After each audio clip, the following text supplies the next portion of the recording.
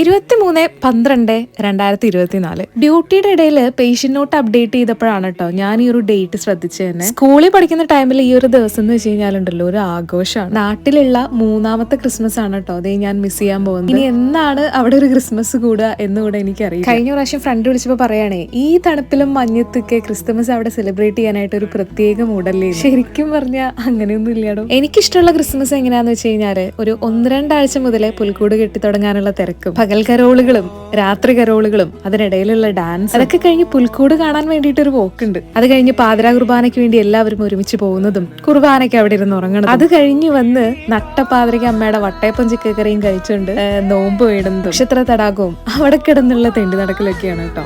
ഇതൊന്നും വെറും ഓർമ്മകൾ മാത്രമല്ല കേട്ടോ, ഒരു ഓർമ്മപ്പെടുത്തലും കൂടിയാണ്. സമയം എന്ന് പറയുന്ന ഒരു പ്രതിഭാസത്തിന് നമ്മുടെ ലൈഫിൽ ഒരേ നേരം തന്നെ ഹീറോ റോളും വില്ലൻ റോളും ഉണ്ട് എന്നൊരു ഓർമ്മപ്പെടുത്തൽ. അപ്പം celebrate each and every moment in your life.